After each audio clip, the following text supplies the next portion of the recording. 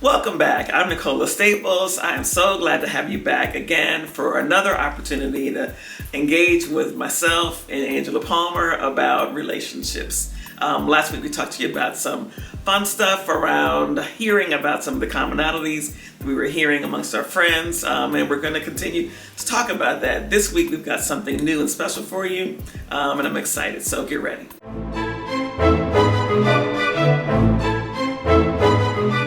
Hi there, I'm Angie, and I am back with my friend Nicola, as she says.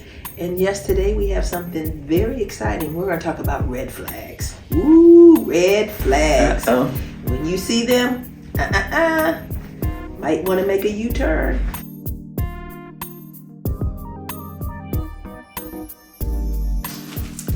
Let's see. My biggest red flag is lying. Even like little lies. You know, people talk about white lies. For me, a lie is a lie. There's no scale, because that just means that you cannot be trusted, and that things that you say, I will call into question. And if you lie over little things, you lie over big things. And in a relationship where there are two healthy adults that are taking care of themselves, and have a common cause in terms of moving forward in a relationship, there should be no reason for that. So if you lie to me, then that it opens the door for everything else too. So lying is my number one, because it lets me know that I can't trust you with other things too, that beyond lying. But it takes a while sometimes to know that somebody's lying. Mm-hmm. Because remember, in the beginning, everybody's saying all the things you want to hear, all the things that sound good. And so you have to selectively listen and remember. I agree, lying is not a good thing, but... Is that your number one red flag? Not mine. I've actually got a couple. And I think it would depend on where you are in your life with the relationship. Because when you're younger, when I was starting out, responsibility and potential, or the lack of, was a red flag. If you're 20 something years old and you are not engaged in something that's going to better your future, you're just kind of hanging out at the club all the time, partying, or whatever young people do nowadays, that's a red flag, because you're not thinking about what's down the road. So what does that look like for you, though? I mean, how would that manifest? It looks like a potential mate that is spending your money, has a lot of game face, a lot of game words, a lot of compliments, but I don't think that to say that someone that you go out with, they have to have a lot of money. But there needs to be a plan and a plan of action. So here, let me say it this way. If you're 23 years old and you're riding around in the BMW, you've got all the latest ice and all the things that make it look like you're successful, that's a problem. That's a red flag for me. Because at 23 years old, you should not have it that way. At 23 years old, and even if you have either a good job or let's say you benefited from someone who has a lot of resources. At 23, rather than spend it all, you need to put some away. You need to be making investments. You need to do things that are not signifying to me that you get it and you spend it. So that's a red flag. I don't know. And let me say why I don't know. Because I think of myself at the age of 23, where I didn't have a whole bunch of direction or guidance around what you were just talking about in terms of investment and that kind of thing. I eventually got there, albeit later. But that doesn't mean that anybody that I was with should be ready to throw away the relationship because I wasn't there. I don't mean investment like what we would know as investment now. I mean investment in your time. And if you're spending all of your time in the club, then you're not spending time doing something that's positive and productive. Right. If you're not invested in doing things, for example, people who, if you're just out for a good time, if you're always on Instagram or Facebook or whatever, and you're always somewhere, it's good. Go somewhere, go on vacations. But if your whole life is a vacation, that's not realistic, because at some point, you're going to need to not be on vacation. And if you're spending all your resources going on vacation at 22, what's going to happen at 32? So that's what I mean. So it's interesting you say that, because it wouldn't be reality if you're talking about a 23-year-old. Because a lot of times, going back to my red flag that is lying, a lot of times it's not even about what you say, is what you show. And I'm thinking about like Instagram and some of these other places where you see these people's stories and they're constantly on vacation, they're constantly doing all this stuff, and they make it seem like that's all they do. Right. But at some point, you have to figure out how to fund that. Right. And that's that my lifestyle. point. And that's my point. Yes. If you're not thinking about how to fund that lifestyle, because it's great to have it at 22, but you've got to think that you've got a life 20 some odd years, 30, 50, 60 years beyond that 22. And if you're not thinking about that and thinking about making sure that you're storing up, preparing yourself, whatever that it may be for that time, that's a red flag, because you're living for the moment. Absolutely. I believe in carpe diem, seize the day, all that, that's great. But there's going to be another day after that day. Yeah, you got to live for today and plan for tomorrow. Exactly. My other red flag are people who are insecure. Insecure people frighten me, because insecurity is, especially in a mate, can manifest itself in a way that either you're being stifled, because whatever it is you want to do, they're going to poo-poo. It's not a good idea. Not because it's not a good idea, but because they're afraid to do it. And the insecurity manifests itself that way. Another one of mine is too much time and no focus on like the things that matter to that person. So if we start a relationship and things are going really well, and all you ever want to do is like do the stuff that I want to do, or come and hang around me, and you have nothing going on for yourself. You don't have friends, you don't have interests and hobbies and that kind of thing that would give you some outside enjoyment or outside activity beyond me. That's a red flag, because that means that I become sort of your sole focus, and that's never healthy for anybody. So that to me is a huge red flag, when you don't have your other interests and other things in your life that you care about beyond me. Or if they can't introduce you to other people in their lives. So for example, if they're coming, as you said, to your house, to your Thanksgiving, to your Christmas, and they know your friends and your parents and your important people, you don't know theirs, that's a red flag. That means either you're not that important to them, or there's something that they don't want you to know about them that those people who are connected to them will know.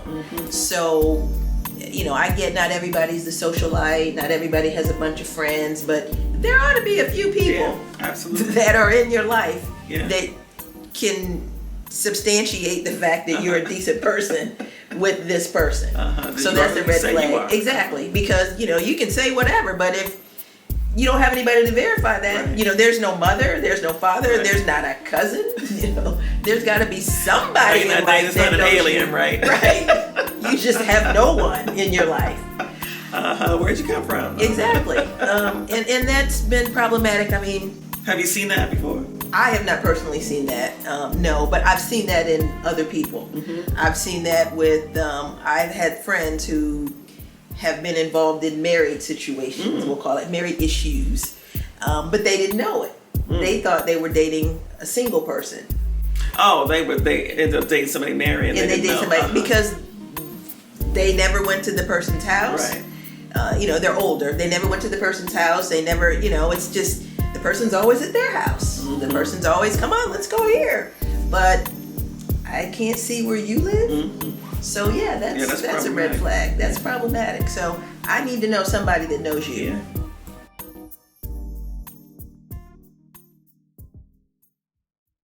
Can people's red flags change? Well,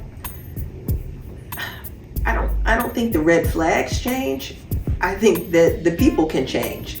So if I am a person who, as Nicola was saying, lied. I mean, I think in general, anybody can change and be whoever they want to be. But the challenge is, and this is another red flag, people who can't accept criticism. That's a red flag. Because if you can't accept criticism, then you can't accept that perhaps something may be wrong, and then you can't change. We're all fallible. So that changing, when we talked about red flags and can you change the red flag? No, but you can change the person. So if you are... The person can change themselves. The person can change themselves, yes. So if you are a person who seems to be allergic to the truth, you can somehow start telling the truth.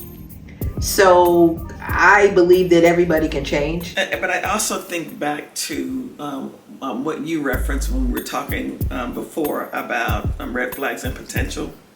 So, and I think this is where we might get to red flags changing, because because you were talking about at 23, right, with potential.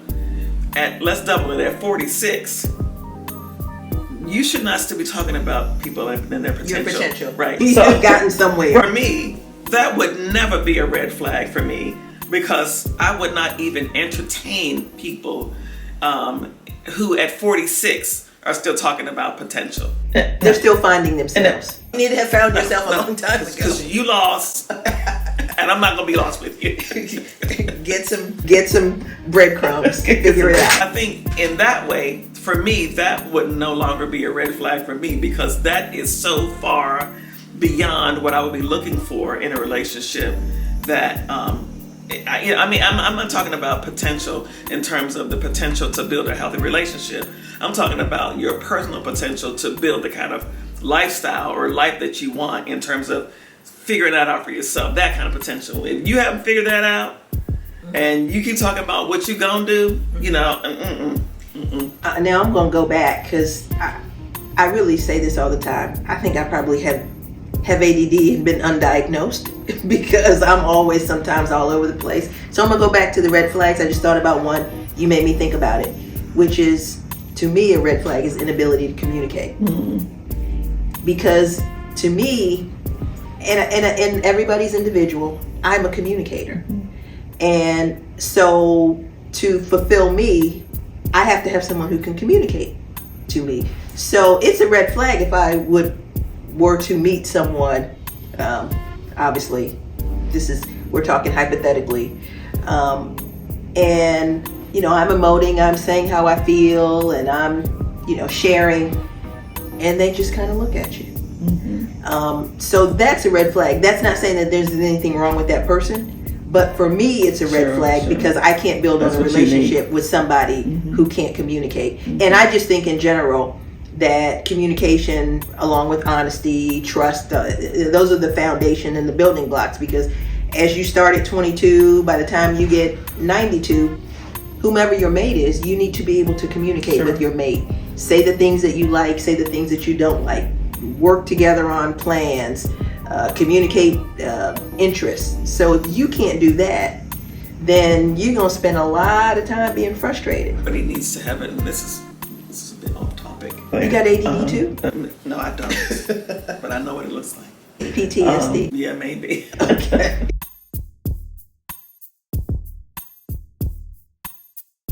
I can tell you what some common red flags are that I've seen in people that we've spoken with. I mean, Nicole and I have spoken with a lot of women who've shared a lot with us about their relationships.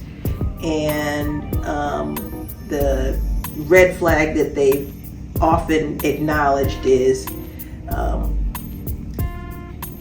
seeing something and not accepting it for what it is. Who was it who said, when people show you who they are, believe them? Who was it? Maya Angelou. R.I.P. Maya. They've often said the mates that they met showed them everything about them, and here they are 3 or 4 years down the road, and they're like, oh my God, he did this, although he began doing that. So a red flag is when you see something you don't like, don't think that that's not going to be forever. And I think that that's very common. And to take it in a different route, sometimes the red flags are for you. And I think we were talking about this a little earlier in terms of boundaries. One of the red flags for yourself will be when you start ignoring your own red flag signs. You know, when you start ignoring... Danger, Will Robinson, danger. Exactly. When you start seeing the things that you know would be problematic to anyone else, to include you at some other point. And you know that you have promised yourself, I would never do this, and I would never do that, and I would never accept this. And then you start one by one, I'm gonna accept this, and I might take that, and it's not so bad. But those are red flags for you to let you know that you are way out of your lane and that you're starting to compromise on your standards and your values. And that doesn't mean that standards and values can't change over time, but you're not going to change your whole set of standards and your whole set of values just when one person comes into your life.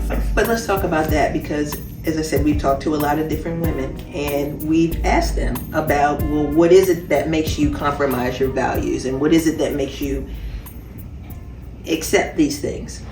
And you know what's so weird? Most women say it's about how that person makes them feel. Make me feel. Feel. So feelings are important. Yes. They're not the only thing. It takes both chemistry and cognitive choice. And that's what we're talking about today. Thinking before launching into these relationships, because you have to know what you like, know what you don't like. I always say know what level of psychosis aligns with your level of neurosis. Because we're all crazy in some way. We've all got issues. So it's just a matter of finding that person that aligns with your issues and you work with their issues. But feeling has nothing to do with it. You know, he or she gives me goosebumps. You know, makes my heart palpitate. Oh, it's well and good. You want a goosebump? Get yourself an ice cube. Get an ice cream sandwich. Well, Tina Turner said, "What's love got to do with it?" You know, and love has a lot to do with it, but it's really a heart and a head decision that you have to make. And many times we find, at least from the conversations we go heart first. We go heart first, all in, heart, no head at all. And then, and by the time that your head kicks in, like your heart has overwhelmed all logic and all thinking to the point that you no longer recognize the person that you have become in the relationship. And all those things that we just talked about that they shared with us that they don't like, they're so cute on them. They're so cute. Oh, I know, I don't like that, but he's so cute, isn't he? No. That much fun in the world, okay? No. So, you know, it's just an interesting thing, this relationship game. And honestly, had I known, or even we had these conversations when we were 20, we would have probably made different decisions. But we would have also shared that information with our other friends who would have hopefully made different decisions. Because, you know, at some point, I'm thinking we don't all have to bump the road or bump our heads, you know, before we get it. I'm one who, give me the roadmap. I don't, you know, if I see a sign saying don't drive down this street, I'm the one who won't drive down the street. Some people, they're going to go see anyway. I'm like, over here. No, that street. Exactly. So it's interesting. Experience is sometimes the best teacher, but sometimes you don't need to experience pain and grief, you know, to know that it hurts. Not 40, 50 years. No. Over and over and over and over. The red flags. Once you see and identify a red flag, you should understand that's a red flag. And when you see it again, go the other way.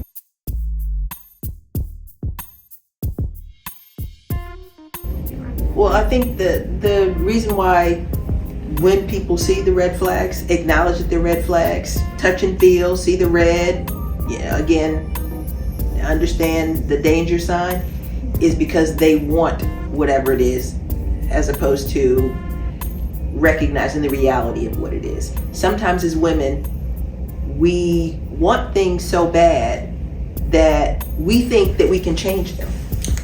We think that our will and whatever it is in us is so powerful. Because I'm different. That's we can change another person. Yeah. Oh yeah, he may have cheated on all these women Right. and did all of this, but he won't do that to me because I'm different. Yeah. Well, you know what? You're not. You're not. If that person did it to them, they've already perfected the game by the time they get to you. You will find out, okay? So you're not any different. You're just one in a string of casualties by this person. And that's okay, because we cannot change people. You know, if that person in that relationship wants to do whatever he or she is doing, that is okay for them to function in that way, because you can't change them. However, it's about what you accept for yourself. Right. You can change you, and you can put up some healthy boundaries that keep you safe in terms of the things that matter to you. You don't have to try to change them. You just need to make sure that you're taking care of you in the best way that you know how. And that's okay to do that and to choose you, because they're choosing themselves. And everybody, everybody's got their own. I am a Christian, so I don't make apologies for that. So whatever your faith or religious beliefs and the like are, more power to you. But I believe that God promised us abundant life, not redundant life. And if you keep choosing the same thing, accepting the same red flag, that's redundancy. But we weren't put here on earth to do that. We were put on earth to have things better for us. And if we keep accepting what's less, then we're never really actualizing what we were put on earth to be. Which means we're not operating in faith that we trust that God is going to give us that abundant life, because we're trying to construct something out of the things that we were never meant to construct in the first place. We're trying to force our will. And sometimes our will is not the best thing. But it is for the moment. For the moment. For that fleeting moment. The moment. 85. Coin a phrase by your old prophets, Tony. It feels good. Yeah. You're showing yourself how old you are, okay? I don't know that song. I wasn't born with it. Sing along. It feels good. In the moment. And sometimes you can figure out a way to make that moment last. Now you're going to make it last forever? And ever keep sweat.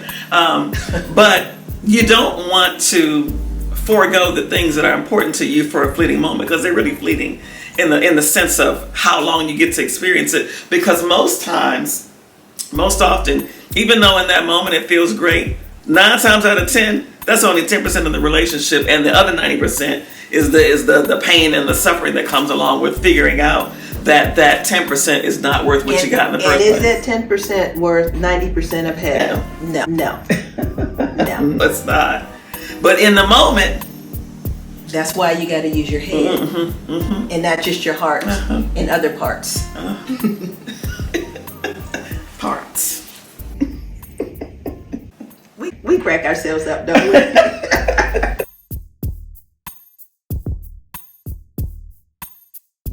What I don't want to do is send the message. No, I understand. That you have to have a partner that is exactly where you are.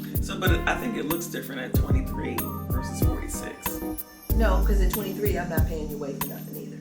No, I'm not talking about that. I'm talking about whether you even continue in the relationship. Because if that person is still building. But that's a red flag. The red flag is if there's no potential, you don't see a potential. Right, but remember, potential was acceptable at 23. Right. Not at 46. But at 23, if I'm not seeing potential, I'm not seeing you're trying to do anything to, you're the guy who's, washing cars, and there's nothing wrong with washing cars, but you're the guy who's washing cars at 23, and you express to me all you want to do is wash cars for the rest of your life. And here I'm in school, working towards my master's and my goal to get a PhD. I know my earning potential is going to far exceed what your earning potential is going to be, because you're washing cars and that's your goal, to wash cars forever. So here I can foresee making $150,000 a year, and your stated career goal ambition is $10,000 a year. That's a problem. That's a red flag. Again, that's not to say that you have to be equally yoked in terms of your finances, but you have to be close enough that one complements the other. when I'm making 150 and you're making 12, that's not complimentary. That's milk money. That means I'm taking care of you. And I am old school to a certain degree, and while it would be ideal to have the man or the primary person be the primary breadwinner, I am okay if not, but you need to come to the table with enough to make a difference. Sure. I am not, as a woman, gonna take care of a man. Right. So if in that same scenario, the person who was working at the car wash, when you met them, was interested in purchasing a car wash, right? Now that's a different story. That's a different story. Right. You know, if when you met them, I'm working at the car wash, but I've been looking at franchise models, you know, and I know that, you know, that this and you franchise see action. is available. You see action. You see because talk is action. cheap. And you see action, right? Right. I can remember, this is a funny story, but a true story. I used to go to the Black Caucus events every September. And I remember, you know, during that week, we'd go out. It was plenty of parties. We'd go to the nightclubs and the like. And I went to a club downtown, and there was a gentleman there in the club with a briefcase. And he was walking around, you know, passing out business cards and talking. You know who he was? The guy at the Safeway who bagged my groceries. He is now with a briefcase at the caucus telling people he owns this and he owns that. You didn't give me my receipt yesterday. But it's true. Talk is cheap. So if you're at the car wash Yes. and you're telling me that this is what you want to do, I need to see That's right. you doing something towards owning that car wash, as opposed to just telling me that you want to own a car Right. wash. Because everybody talks about what they want to do, but only few do actually do it. Some people have different standards. Exactly. You got to know who you are and what you want. I've struggled with this my entire life, expecting someone else, my values, that others should have those same values and priorities. And like, well, why would you want to? You know, I am the go-getter. Like, once I get this, okay, I got that, I'm ready to get this. Okay, I got that, I'm ready to get this. But not everybody's like that. So some people are happy with the car wash guy, and that's fine. So a red flag to me may not be the same red flag to you. However, there are some fundamental principles like lying, cheating, not having a work ethic. Those are red flags that are universal. But yeah, to each his own. Well, I don't know whether they're universal or not. I think some people are accepting of them. Of cheating and lying? I mean, so, you know, there are some. And you think that's okay? Oh, no. No. No, I don't. I'm saying that people make choices to be accepting of things that don't necessarily square up with my beliefs. And I'm okay with that, because if you like it, I love it. But you gotta keep that over there. You know, it's I can't, as you said, project on you what you believe, but don't bring that nonsense over here. You know, and don't have an expectation that I'm going to, because you have different standards than I do, that I'm going to be accepting of yours. And I give you a classic example again of another red flag. Thank God it's never happened to me. However, a lot of women are abused. I have never had that. However, some women, especially in my mother's generation, believe that that was how a man showed he loved you. Well, that would be how I showed I'd kill you. You'd be sending me cigarettes right now. So that's a red flag. Yeah. If I'm dating someone and I'm grabbed, or I'm yelled at or cursed at, or any kind of physical, that's a red flag. I think depending upon who you are and how you were raised and what kind of community you were raised in, that is more prevalent in some communities than others. But for us, it's an afterthought, because it's so far away from who we are. But I've heard those stories. I've heard the stories too. Yeah. I experienced that story myself, and I ended it quickly and got out of there. But it's interesting because the person that I was with at the time, who and I've shared this with you before, never hit me or never hit me. but would drag me across the floor and, you know, do other things, threaten to push me off the balcony. That's hitting me. Yeah, no, but that in his mind that wasn't hitting. But anyway, that was short-lived because I was not putting up with that, and I knew that I didn't want to start that, and I'd seen that growing up, and I knew that's not something that I wanted. It was just, it's unsustainable and unacceptable, and I wasn't having it. Is he still alive? He's still alive.